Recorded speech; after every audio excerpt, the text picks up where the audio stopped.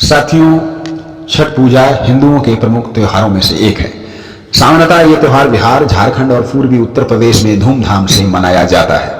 यही नहीं, Mauritius, Trinidad, Sumatra और जावा समेत विदेशों में भी भारतीय मूल के प्रवासी छठ पर्व को तमाम रीत रिवाजों के साथ मनाते हैं। छठ भगवान सूर्य की उपासना का पर्व है। भारत में सूर्य पूजा की परंपरा वैदिक काल से ही रही है। उक्त अर्घ्य देने का चलने वाले इस पर्व का अपना ऐतिहासिक महत्व रहा है। इस व्रत का मुख्य उद्देश्य पति, पत्नी, पुत्र और पौत्र सहित सभी परिजनों के लिए मंगल कामना से भी जुड़ा हुआ है।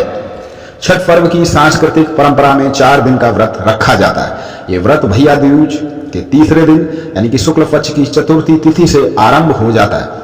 व्रत के पहले दिन को नहा खा कहते हैं, जिसका शाब्दिक अर्थ होता है स्नान के बाद खाना। इस दिन पवित्र नदी में श्रद्धालु द्वारा स्नान किया जाता है। वैसे तो ये पर्व मूल रूप से गृहिणियों द्वारा मनाया जाता है, लेकिन आजकल पुरुष भी इसमें समान रूप से सहयोग देते हैं। छठ पूजा का संबंध हठ योग से भी है, जिसमें बिना भोजन ग्रहण किए हुए लगातार कई घंटों तक पानी में खड़ा रहना पड़ता है और भगवान सूर्य की उपासना करनी पड़ती है। इससे शरीर के अशुद्ध जीवाणु परास्त हो जाते हैं।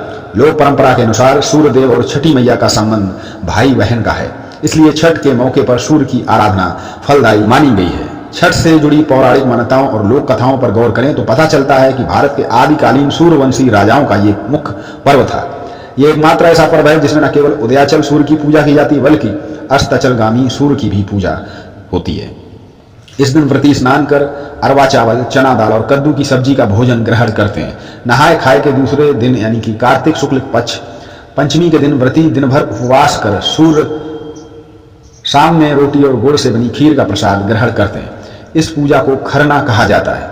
इससे अगले दिन यानी कि कार्तिक शुक्ल पक्ष यानी कि षष्ठी तिथि को उपवास रखकर शाम को अस्ताचलगामी सूर्य को अर्घ्य देने जाने की परंपरा है। इसके अगले दिन यानी कि सप्तमी तिथि को सुबह उदीयमान सूर्य को अर्घ्य अर्पित कर व्रत तोड़ा जाता है। धार्मिक मान्यता है कि छठ पूजा के व्रत को जो व्यक्ति भी रखता है वह इन दिनों में जल तक ग्रहण नहीं करता। इस व्रत को करने वाले के जीवन में सुख समृद्धि आती है और उसकी सभी मनोकामनाएं पूर्ण होती हैं। भारतीय परंपरा में पर्व चाहे कोई भी हो, हमें अपने भीतर के मैल को दूर करने का संदेश देता है। छठ पर्व भी हमारे मन और प्रकृति का उत्सव है। ये दोनों आपस में गहरे जुड़े हुए हैं।